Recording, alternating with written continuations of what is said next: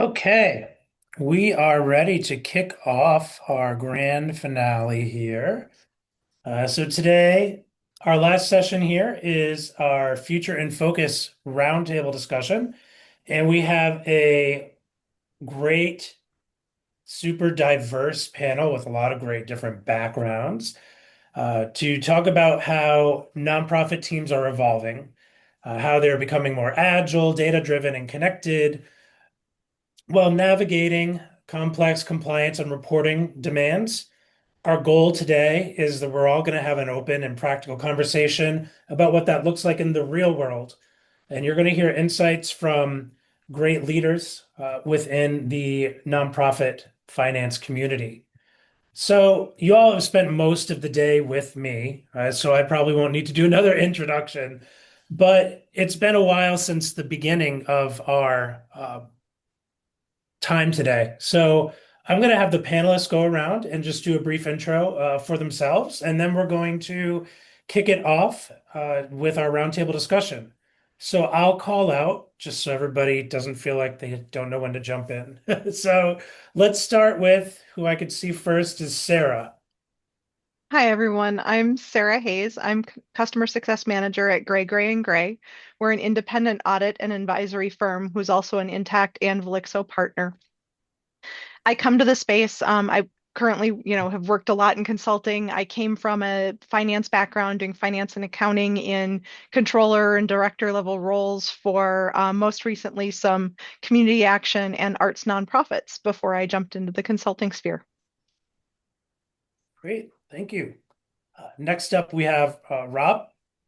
Hi, everybody. I'm Rob Calori. I'm the CFO at Westchester Library System, which is a cooperative public library system in Westchester County, New York, where we coordinate the services of the 38 independent public libraries in Westchester County. I'm also a New York State librarian. Awesome. Ed? Hi, my name is Ed Warren. I'm with DSD Systems, DSD Business Systems. We are a Sage Intacct and Velixo partner. I started my professional career in accounting, but for most of the rest of my career, I've been in sales and marketing roles, and that's my role currently with DSD Business Systems. But I've also been both a volunteer, a board member, and a board treasurer for various different nonprofits.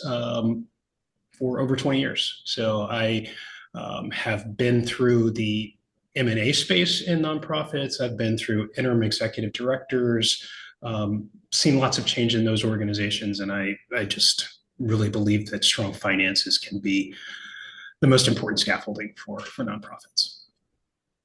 Awesome, thanks. And last but not least, Alejandra. Yes, hi everybody. I'm Alejandra Jensen. I am an audit partner at GRF CPAs and Advisors. We're a full service CPA firm based out of Bethesda, Maryland. I would say the majority of our business is focused in the nonprofit sector. It comprises over 80% of our business.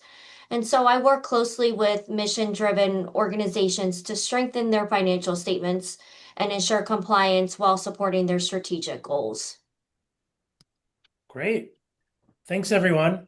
So you can see the broad spectrum of perspectives that we have in this panel today, which is awesome. I'm so excited that it came together this way. And we're going to start with some big picture, right? So our first topic is really around the evolving role of finance teams. And you all have seen the nonprofit space and nonprofit finance change over the last few years, for sure. Would love to know from your all's perspective, what's different today about the role that finance teams play in their organizations? And I'll start this one off with Alejandra. Yeah, so I think we've seen a finance shift from being reactive, which was mainly focused on historical data, to being more proactive and strategic. So from my perspective, I've seen that nonprofit leaders are now expecting finance to really help drive decision making, not just reporting on that. Great. Does anybody else have anything to add to that or any other perspectives on that? Yeah, to dovetail off what Alejandro said, very true. In our organization, I'm 50% of the accounting team, right?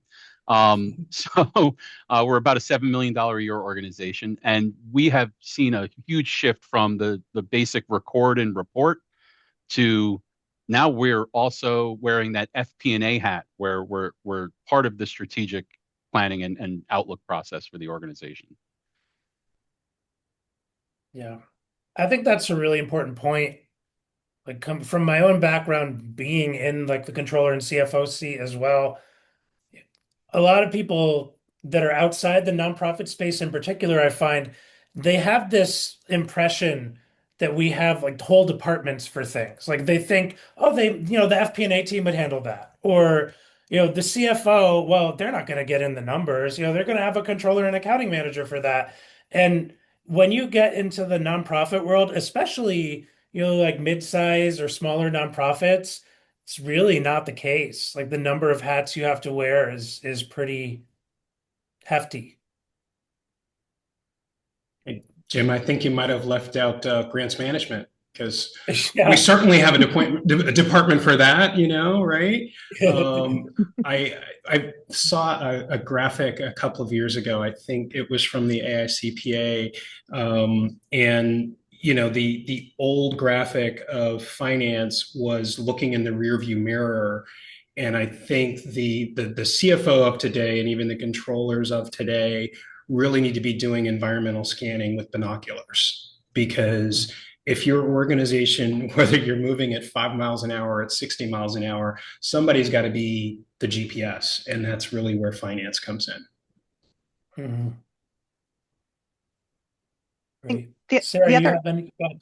Yeah, the other evolution I've seen is program and finance working a lot more closely together, understanding what each of them brings to the table to help make sure constituents are served well. And I've seen that evolve from, like everybody was talking about, it used to be, report on things, and now it's really collaborating and finding ways to do more with less, but continue to serve people. Yeah. I think, Rob, something interesting about your story is that you moved from IT leadership into finance leadership. How did that shape like your perspective, and like how important is data and systems throughout that whole transition? Sure. So yes, prior to I've been in this role as CFO for about 6 years now. Prior to that, I spent 20 years in IT, 12 of them here at this organization. Making the shift over brought a couple of opportunities to the organization. So we were, I dare to say, stuck in the past in terms of our systems and our approach to automation. And so in order to meet that, I want to say, demand for deeper analytics, deeper access to data, we had to first update our systems, and me bringing my skills from IT helped facilitate that. But also to create the bandwidth within our two-person team to be able to provide that. We needed tools like Velixo and Intacct that gave us easier, quicker access to our data to be able to dive deep. Right. That leads into another great question I have for any of you, which is, about this whole integrated reporting situation, right? So it feels like, and we've talked about the expectations on the finance accounting team has expanded, right? We know it's not about tracking numbers anymore. We're driving insight, we're driving agility. Do you think, or what extent do you think, that integrated tools and reporting platforms have raised the bar on those expectations? Like in particular, I would be curious, Alejandro, what are you seeing from the audit side in terms of, the reporting expectations and the capabilities of your clients over the years? Yeah, so from an auditor's perspective, I have seen that stronger systems and more real-time reporting is improving transparency. And I think I've seen, or not, I think I know I've seen reduced audit pain points. So things that used to take, the finance team, a really long time to pull reports together is now taking a small percentage of their time than it used to. So again, the efficiency of that, and the transparency that we're seeing from having these more sophisticated systems or updated systems is really helping, I think, our clients on a large scale. I'd have Awesome. to echo that from the client side of things. I've had a much better relationship with my auditors. Not that it was ever bad; it was always good. But they are much happier with my ability to respond to their inquiries with faster speed. But the real success has been with my board. Um, in traditional systems, I've been the gatekeeper of the information. Now, members of my board can log right into my system, have full transparency, and now it's not just about trust. They can actually trust and verify. Hmm. That's great. I Any other think thoughts on? I was just going to Yeah, go say, ahead. I think modern systems also enable organizations to function as better businesses. I think it's easy to lose sight, especially in the nonprofit world, of the fact that you have to make a profit to do your mission. And if you are 21 days into the month before you have financials and understand what, how your programs, how your revenues, how your expenses are coming, it's really hard to pivot. And let's face it, in 2025, when the spigot can be turned off on, what could be 60% of the funding for your organization, that agility is more critical than ever. Mhm. Great. Well, you just said agility, which actually leads me to my next topic area that we want to talk about. Perfect. And agility, I think, is an interesting concept because that is going to mean something different to each organization. So for nonprofits, what do we all think agility looks like in practice? What are the important, cornerstones of agility for nonprofits today? I'll jump in on that one. Yeah. Um, for us, it's really about the ability to turn over reports without long tool time. Um, funders have Every funder has a different way they want to see finances reported back on. I mean, for us as an organization, we have 5 or 6 or 7 open grants at a time. Each of them want a different formatted financial report. It can't take a week to retool a report. It's got to be something that we can turn around in a couple of hours tops, and then have it set and be able to be reused. Refuel and reuse, as Elon would say, um, on those reports every single time. And that's where Velixo, I mean, has been a big help for me. Yeah, and from my perspective, just to piggyback off of that, Robert, is the ability to be able to pivot quickly. This year we've seen a lot of instability, especially coming from, the government, the executive orders that have come out that are, directly impacting a lot of my clients in the nonprofit space. So again, having these tools ready and platforms readily available to you so that you can make those decisions quickly and pivot is extremely key, especially in this environment that we're all in right now. I think Yeah. Go ahead, Sarah. Sorry. to piggyback off of that, I mean, part of what these systems like Intacct and Velixo do is it allows frontline people and program managers, everybody to have immediate access to real-time information so that they know how they're performing at any given point in time, what they might need to do to pivot if they lose a staff member or lose funding or any one of these contingencies that are so common in this uncertain world. The ability to automate transactions is another huge thing that these systems give, teams. It frees up a lot of time from the busy work. I have to dovetail off of that. It's changed my conversations with my management team. So rather than our time for our meetings being spent on here are the numbers, they already have them. So they come Mm. into me and they're like, here are my questions. Here's where I want to actually get more information on you. It makes for so much more meaningful use of time. Yeah, I think that also applies to your board, right? I Yeah. Oh, mean, sure.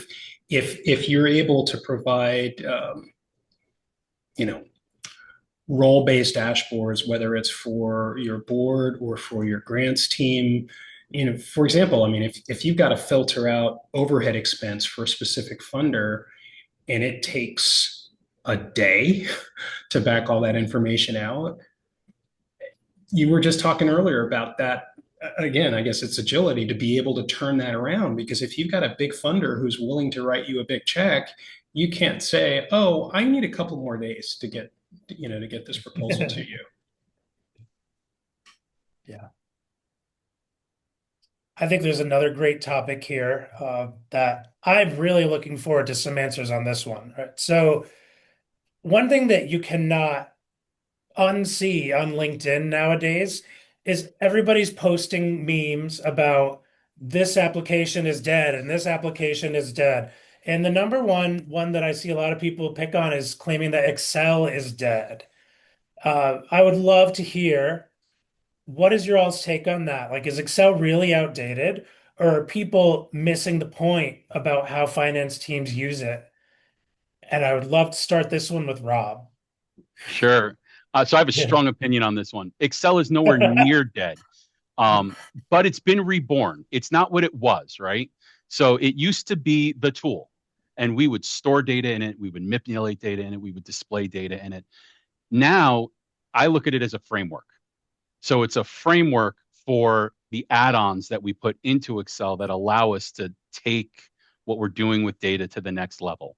And Velixo's top of my list, but there are others out there too that allow us to really harness the data we're pulling into Excel and then make it usable for our various audiences.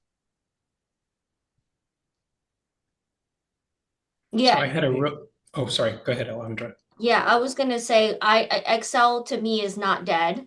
I think it's evolving. I see it as a bridge between systems, especially for modeling and what if analyses.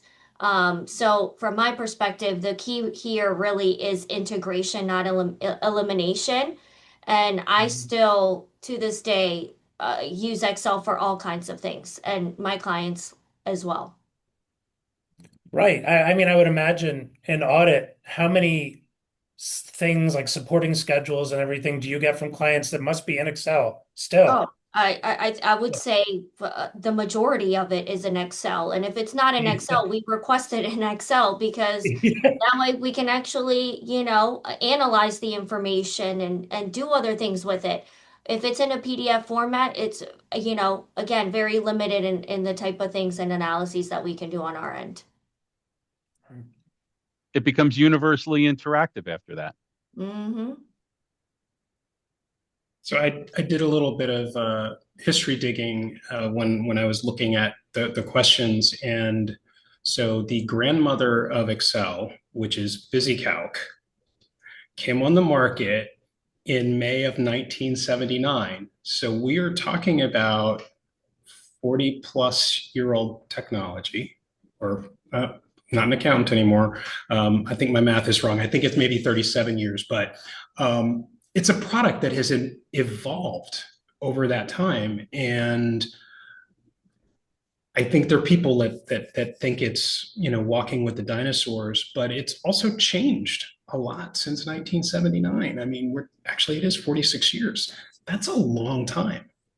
And it's still useful today. It's useful in ways that it wasn't, because it was just literally a spreadsheet when it came out. Now you can produce graphics. We were talking about role-based dashboards before. Your product is built on Excel. So do I think it's going away? I think it's going to continue to evolve, but I don't think it's going away.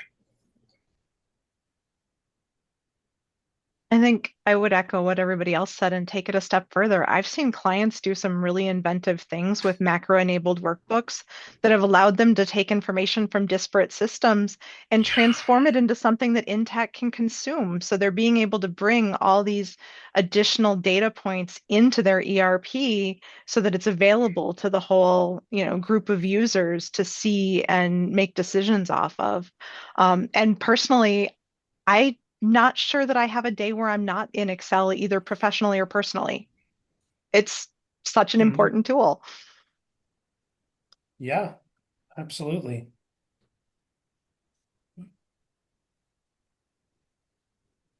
Okay.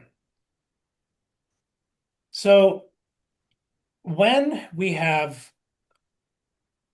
talked about this concept of, Excel evolving, and several of you said, the key is to have an integrated Excel, right? It's not to use it in the way that we might have used it like 20 years ago, where it was totally disconnected and it was a silo.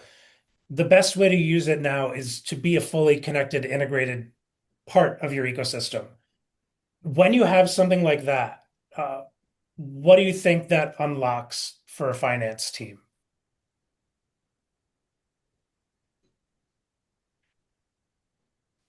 So I'll jump on this a little bit. Yeah. Not just Excel, but all integrations into my ERP. I'm Mhm. chasing the dream of the 0-day close. Anything I can do to get my monthly close process down to as close to when that 0-day hits, the better off I feel, the better off I am, and the better I can serve the organization by having time to dig into deeper analytics, right? So I've seen with the integration of these two products, Intacct, I went live in 2023, Velixo just this past July. Um, I'm watching my close drop from a 10 to 12 day process. I'm down to a 2-day process. That 8 days are days that I'm doing deeper cash flow analysis. I'm doing better projections, looking out and looking out further. So it's empowering my ability to serve my board and the rest of the staff, but it's also giving me the ability to get more work product out without adding staff. So it's saving me huge dollars in our budget in terms of not having to grow staff and getting more done. Yeah, I agree. I think the efficiency from it all is really where you're gonna see the greatest benefit, the time saving, the reduction of repetitive tasks, being able to pivot and again focus on other other tasks that you, like Robert said, more on analyzing, planning ahead, being able to report on what's going on and all of those things. So that integration is allowing that efficiency. I think And to go ahead, Ed. sorry, I was just going to say some of that too is going back to Rob being able to be more proactive. I mean, if you're not spending all that time closing the month, that evaluation of an M&A opportunity all of a sudden is doable and doesn't require you to work until 10 o'clock at night for 4 days in a row. Right. You bought yourself that time back by the productivity that these tools are providing for you. And honestly, that's how I've been able to sell the investments in these things to my board. Yes, I need to spend an extra, $7,000 for this product.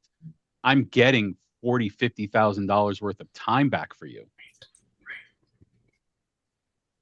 Yeah, that's huge. Yeah. I was going to take it the step further, and that is the quality of life it creates for people who in finance are historically overstressed and Yeah. doing all these repetitive tasks and everything. Well, once you start freeing that stuff up, gee, we can get home at night. We can go for a walk with our partner or spend time, reading a book or doing all these things that for years we couldn't do because the technology didn't serve us. It kept us working.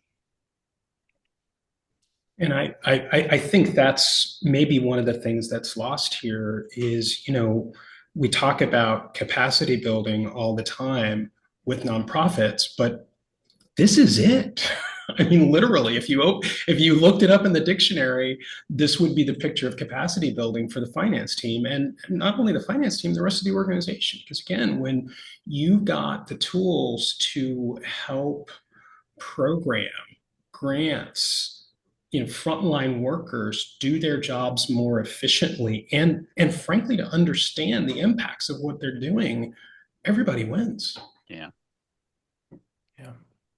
Yeah, and if you have a happier finance team, you're going to have retention, right? You don't want that turnover, that makes things very inefficient, especially on the audit side. Whenever I have changes in the finance department, that sometimes can be detrimental to the audit. And so again, happier team, happier people, you have that, you can secure that retention.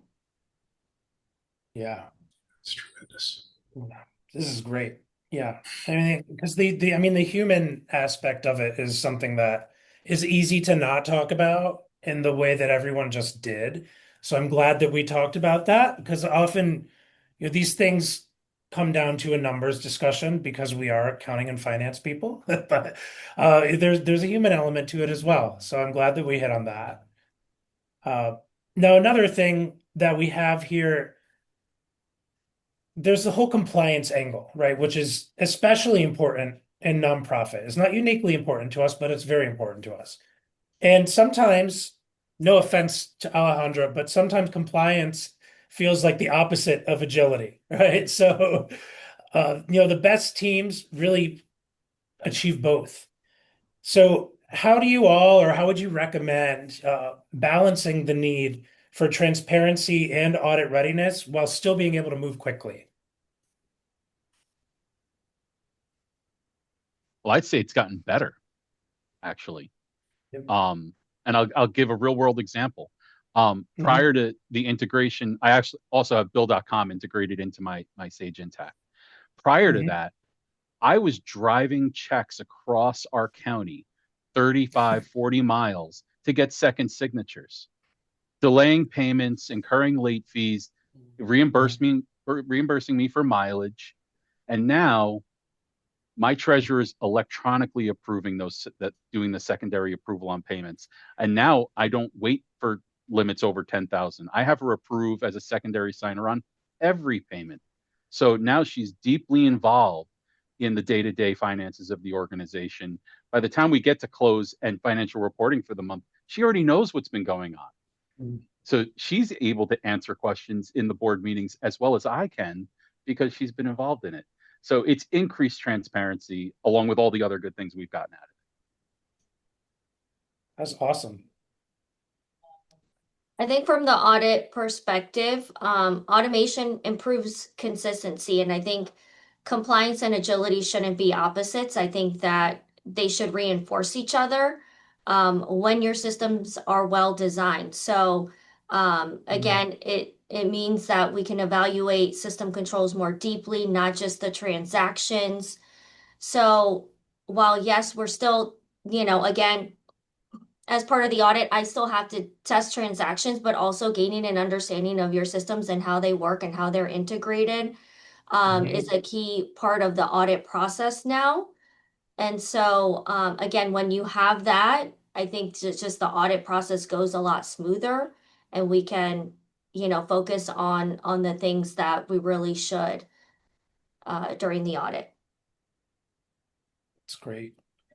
And do you notice from an audit perspective, a difference between the clients you have where things are connected and data is flowing versus those maybe that still don't have that?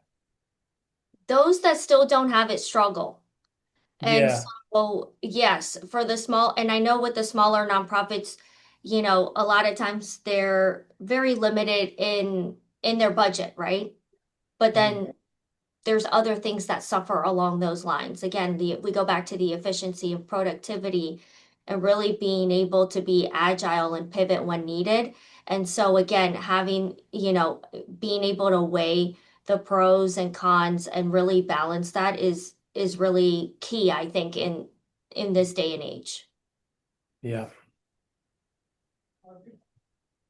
How's technology changed, do you think, the way that you prepare for audits, the way the audit runs, the way you're seeing your clients handle audits? Anybody, feel free to jump in on this one. So when I was an end user implementing Intact, we took the approach of being always audit ready. We started using the Mhm. tools that we had to bring supporting work papers right into the system so that by the time we were doing our first audit after we were live, it was a series of dashboards we built for our auditors. Their field work went from being 3 days of them sitting in a conference room to them being able to just query our system in a read-only fashion and then come out for a 2 hour meeting at the end of it to go over everything and ask any follow-up questions. And it really changed the way our whole team worked and experienced audit as a result. Yeah, I agree. The automation has definitely made things more efficient on our end. A lot of our clients, we used to be out there for, smaller clients, a minimum of probably 4 to 5 days in the field, in their conference room.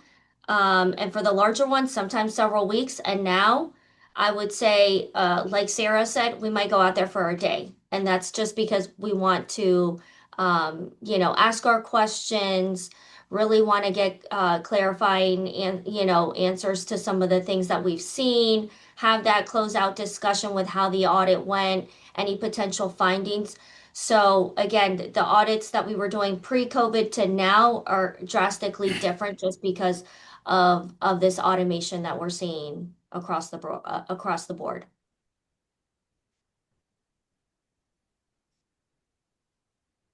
Great.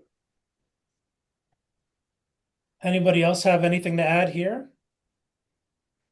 I would just say, go ahead, Ed. Sorry. I was just going to say, I think that's win-win for both the client and for the auditor, because it's less of a pain for the client. They're not going on snipe hunts looking for information that might not get used. On the flip side, the auditors really can drill down into any detail that they need, and they can do that, through the cloud. So it's potentially a less expensive audit, and frankly, the audit firm is not writing down hours that they can't capture because they're not doing extra work that automation enables. Yeah. And as Sarah said, getting that read-only access to the systems saves our clients a significant amount of time, being able to get into, Intacct to pull reports, or get into bill.com versus our client having to pull 40 different invoices for a test of controls, for example. Significant time savings on their end as well. Yeah, and that mirrors our experience. We've seen, again, no more 5 days hunkered down in a meeting room. Our auditors are on site for one day. I used to have clients that didn't even have the space to put me in, so I didn't get a meeting room. Like I was lucky if I got a desk. You never know. Very true. I give them Yeah. food too. Yeah. Oh, wow. Yeah, I didn't necessarily have ones like that. I had a couple. So our next topic is building impact-driven teams. Uh, this is about the people side a little bit more. And there's this whole notion of an impact-driven finance team. And I'd love to hear, what does that mean to all of you today? Is this about how people work? Is it about the insights they share, the culture that they create? Like, what do you think about that?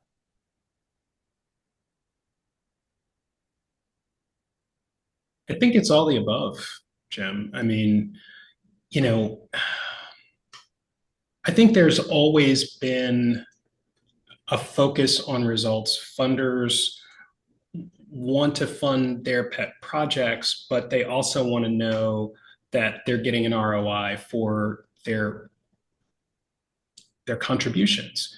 And I think nonprofits have done a much better job over the last few years of storytelling.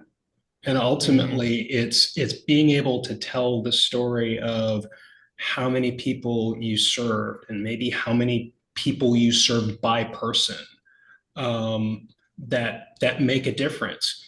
How does your organization stack up against other organizations that sort of fit into your cohort? Are Mhm. you efficient? Are you effective?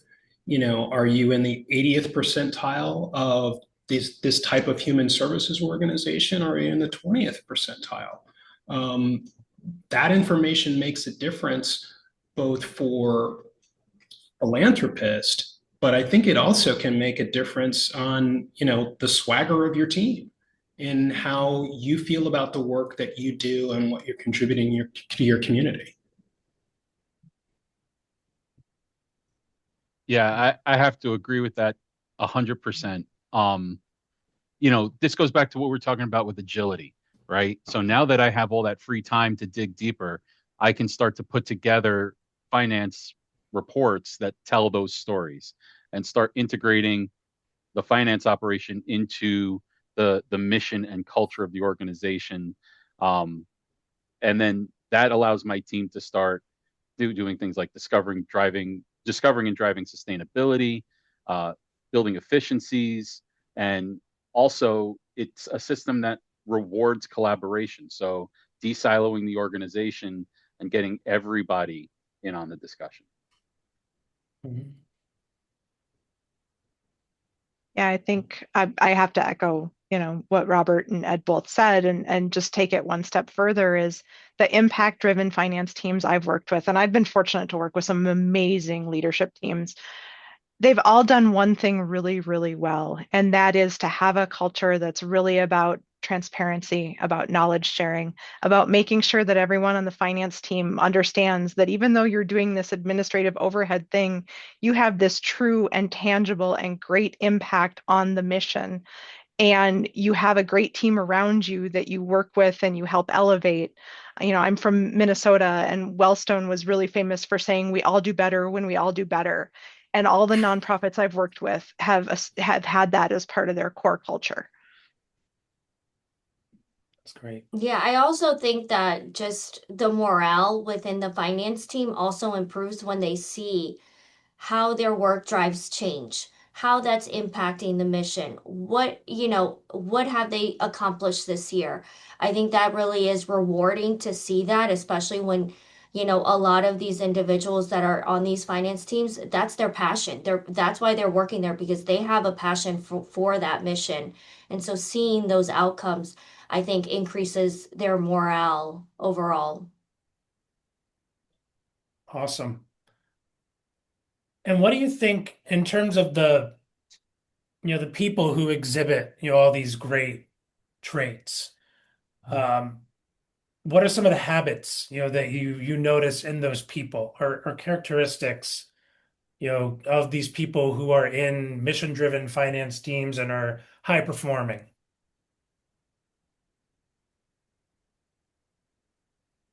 They have a Well, mindset towards continuous learning and continuous improvement. I think that's a big one. Hmm. I also think they open up the freedom to challenge convention.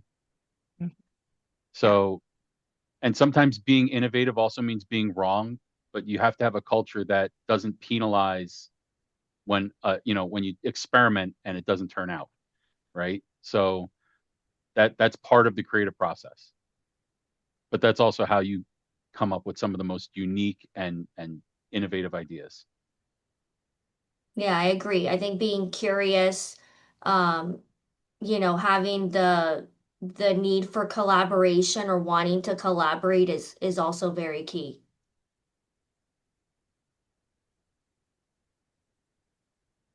Awesome. All right. We're getting into our probably final section before we open up for the audience Q&A. So audience, if you have things that you want to ask for the panelists, be a great time to drop them in the chat or Q&A because I'll get to them after this section. So here we're going to talk a little bit about looking ahead. So looking 3 or 5 years out, what do you all think a team is going to look like? What is a truly agile, compliant, impact-driven finance team in 3 to 5 years? And what's going to set them apart from other teams? I think it's going to look a little bit different. I think it may be composed of different people. With all the data organizations hold, not just financial data, but data on the clients and the constituents these organizations serve, I think you're going to start seeing more data analysts, more people that can do visual reporting, maybe even some people, dare I say it, with a marketing background, because not everybody can look at a balance sheet and a P&L. Mm-hmm. I served on a board as a treasurer with a bunch of marketers. And when I used to do the treasurer's report, eyes would glaze over and people would sort of go into this coma-like state for the 10 minutes that I was reviewing the financials. And at some point, the light bulb went off that maybe if I did visual reporting for these folks, that it would resonate. And guess what? Marketers are visual learners. So, you know, 3 or 4 graphs took the place of 25 pages of financial statements, and everybody got what we were doing. And, you know, they were not glazed over when I was doing those reports. And I think people in finance and in nonprofit leadership need to think about who their constituencies are when they're sharing their data. I have seen some organizations that do absolutely amazing annual reports, and it's not 25 pages of financial statements. It's you know, these are the number of people we've served, these are the impacts of the service that we provided, and we've done it with this level of resource. And if you can tell that story, whoever that is, that could be the CFO, that could be the data analyst, that could be a marketing resource who supports the team, but you've got to be able to tell that story, because at the end of the day, your nonprofit is a product or a service. And if you can't tell your story effectively, people are not going to open their checkbook and they're not going to use your services. And at the end of the day, that's what it's all about.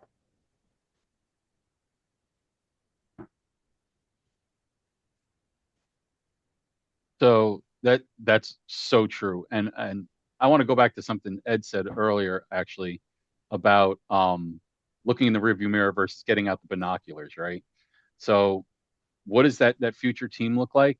It's a team that is proactive with their approach, right? It's having everything in place so that their responses to issues can be intuitive rather than being reactive. And that's what it has to be, because it's changing every day.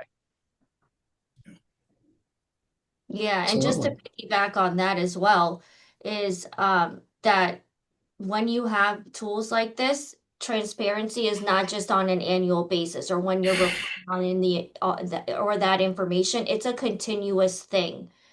And so I think that's the shift that we're going to be seeing is again real time continuous information. Mhm. Transparency is as a component of culture, not just something you do. Yeah. Yeah, absolutely.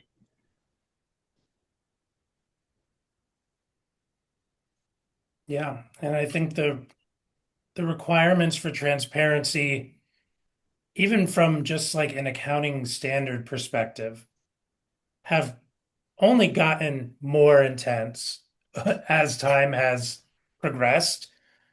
I don't know about you, but I highly doubt that as it relates to the nonprofit sector, that that's going to ease off as we move forward.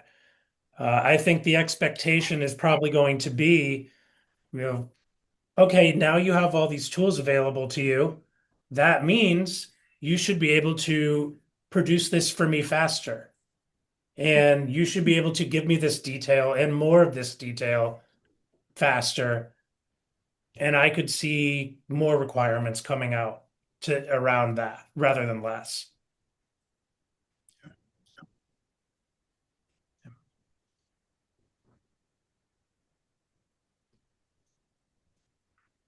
But I think it was you earlier, Rob. It might have been before when you talked about what you were sharing with your board, along these same lines in terms of transparency and level of detail, and what you were sharing with your board before versus what you could share with them now.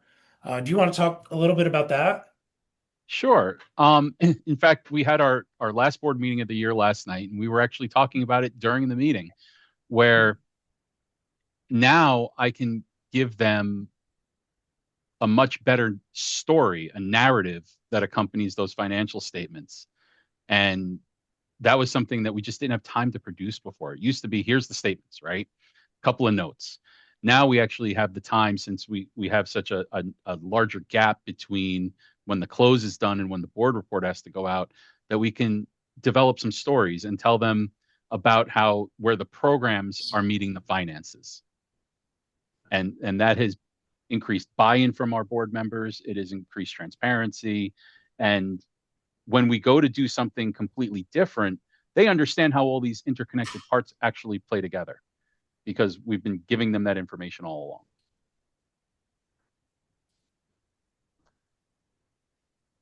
That's great. Sounds like something I wish I had when I was a CFO. I remember I'm when I was really at the lucky. chamber, it was not that easy. Yeah.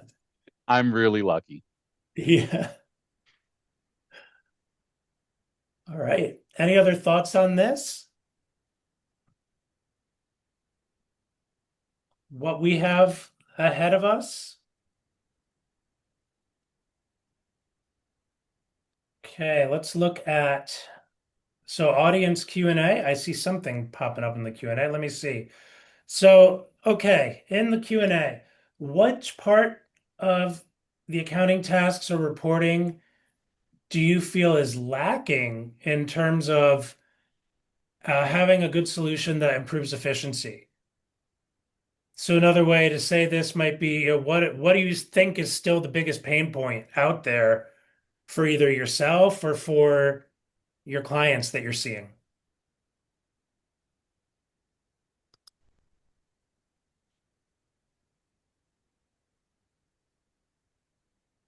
Okay, none of my coworkers are on the call, so I'll say it. It's willingness to adopt new systems. Yeah. Getting people on board with learning something new. It some people are ready to jump right in. Hey, I got this new system. I want to show it to you, and they're breaking down my door. But other people, not so much. So change comes in slow increments, sometimes excruciating. But if you take the time, and I do take the time to slowly get those folks on board, because once they see it, they're hooked. Hmm.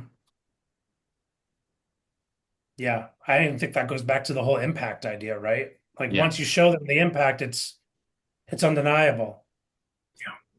Yeah. But, change is one of the hardest things out there. I mean, Yeah. none of us wants to change personally or professionally. But, one of the things I think that's really a challenge, and I don't just say this because I work in the software industry, is there are people out there that are running their businesses and their nonprofits on 20, 30, and 40-year-old legacy software. And it's really hard to convince somebody that they need to go to a new system that's more expensive potentially, but figuring out how to tell the story of what they're missing by not updating, not trying some new tools. I mean, that's a challenge for everybody because nobody wants to replace something that they don't perceive as broken. But just as nobody on this webinar would want to use VisiCalc from 1979, we've all chosen to upgrade later to Lotus 123 and then to Excel. And how much more feature rich, and I think this is a good analogy for software, how much more feature rich is the current version of Excel than the 1979 version of VisiCalc? And if you look at modern cloud-based ERPs versus some of us remember Dynamics GP when it was called Great Plains. That was the bee's knees in the 1980s, but it's 40 years ago, 45 years ago. So, if we want our overworked small finance teams to be functional, we have to consider modernizing the tools we're giving them. Mm. Any tips for that change management? Any of you seen things that work well? Start early, really articulate what they're going to gain. Take different approaches for different audiences in terms of learning styles, all of that. I had the unfortunate experience when I implemented Intacct. I had a person who'd been on our team for 30 years, and she just looked at me. She says, I'm too late in my career. I'm not going to learn a new system. I'm just letting you know that now so that you can find my replacement before you go live. And it was heartbreaking because she'd been so integral to the team. And Yeah. I tried to find all sorts of ways to really bring her along, and ultimately she didn't. But it also changed my approach with everybody else on the team, and I took a much more proactive approach with change management with everyone else, and did Hmm. learning sessions and all sorts of things. It's really meet people where they're at, help articulate the benefit of it, and then continue those conversations. Be open to their feedback, to their fears, their concerns, figure out how to address them. Mm. That's awesome. I think Yeah. Sarah In a nailed it. way, I think it's, oh, go ahead. I think Sarah nailed it. You got to Yeah. let them see what's in it for them. Right. You got to give them a big old carrot, right?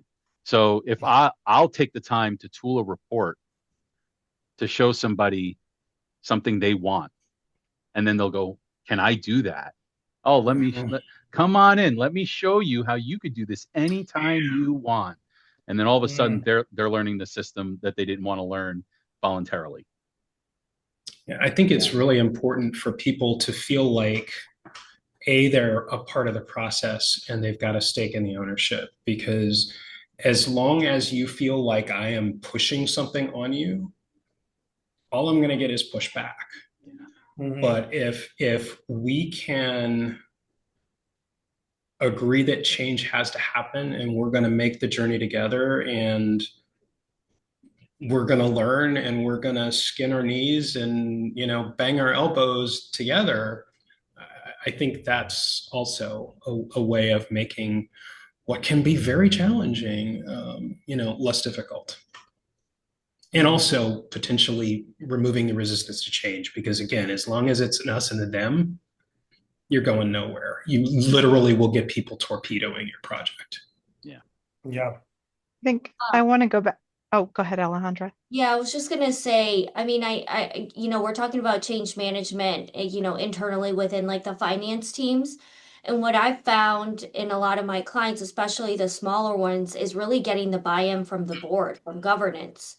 Hmm. Because again, there's an investment, and so really getting the buy-in from the top is important. So I would say communicating not just that this is gonna make the organization more efficient, but also how is it gonna impact the mission.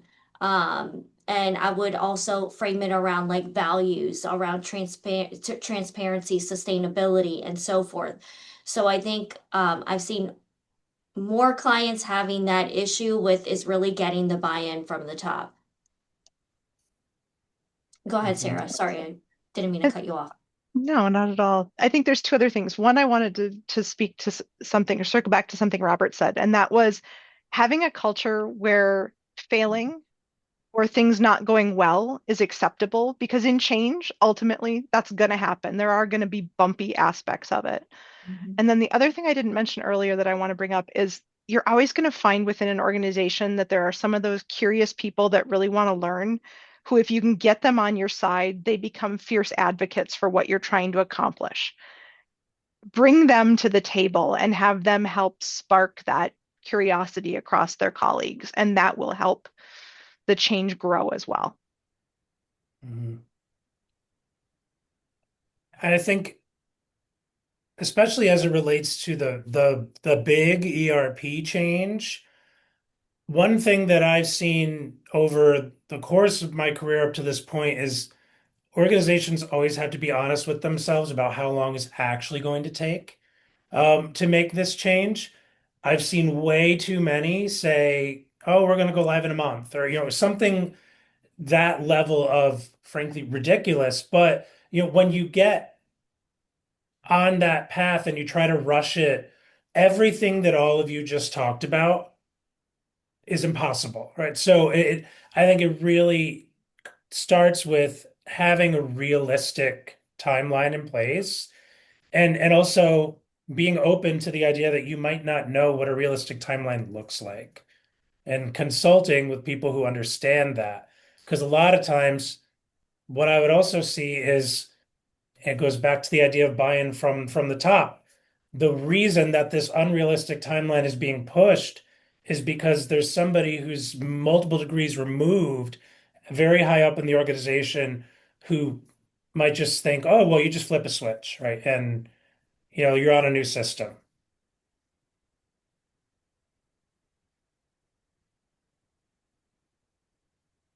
Yeah, I have certainly seen situations where A, they think it's flipping a switch, and B, that the implementation process can't take that long. Mm-hmm. You know, um, Unfortunately, reality catches up with us in those situations most of the time. right, right. Yeah. Even in a scenario where it is possible to make a fast change, you still need to Mm-hmm. build in time for user acceptance. Right. Well, and the changes in workflows, the changes in the Yeah. charts of accounts. I mean, they're just so many moving parts. Even if you could turn a switch and the software's changed, there's human behavior and processes Yeah. and all of these things you've got to do that, they might not be part of the project plan, But but it's got to be in there, right? yeah. All right. So we have about 4 minutes. I'll lob out one more quick question, then we're going to do our drawing. So our last question, have you seen recruitment of talent impacted by technology choices?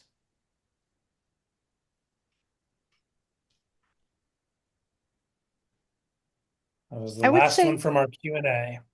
I would say yes. I mean, I know from a personal perspective, I always wanted to know what the tech stack I would be working with because I could understand then what the manual processes and all of the externalities would be that would mean I'd be working extra hours. Especially as we get into younger generations who are more technological savvy, these legacy systems, they don't have the fundamentals of how they work, and they don't understand why you would work with a system that's that archaic.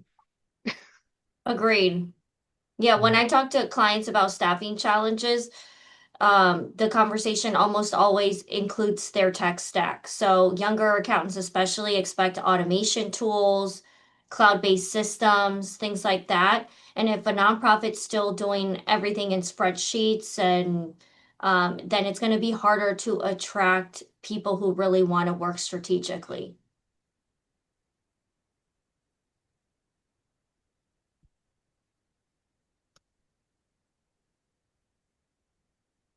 Right. All right. Wow, what an incredible group and what an amazing discussion. Thanks, everybody. Thanks, Ed, Alejandra, Robert, Sarah, Jim, like you powered through this whole day. Thank you so much for doing that. For those of you who don't know who I am, I'm Melatia. I'm the VP Marketing here at Velixo. I hope today was rich in knowledge and ideas and thoughts for you to bring forward. I really want to take the time to thank everybody that sat through all of the sessions. We actually have quite a few folks that have powered through it. I wanted to announce our winner. Our winner is Patrick Young from Penwood Village. Congratulations on winning a $250 Amazon gift card. We'll be in touch with you by email today. You should receive it in your inbox, and we'll get that all sorted today or tomorrow at the very least. Again, I wanted to take a moment to thank Sarah, Rob, Alejandra, Ed. Your perspectives were amazing. Jim, thank you so much for hosting all of the sessions today, or almost. Big thank you to Harry, who's not here right now. Folks, did you enjoy this? I mean, I would love to see either through chat or maybe you can send us an email. Did you enjoy these sessions? Is this something that you would like for us to do regularly? Are there other topics you would like us to cover? We feel that, part of our mission is to educate and to help. And, as nonprofits, you drive so much value to your communities and what you do every day that it's just our way to give back. So thanks, everybody. Really appreciate your time. Thanks again to our panelists. Thank you, Jim. Have a wonderful rest of your day. Go stretch your legs now. I'm pretty sure everybody's really tired. And take care of yourself. Thank you. Thank Thanks. you. Thanks, everyone. Take care. Take care. Yeah.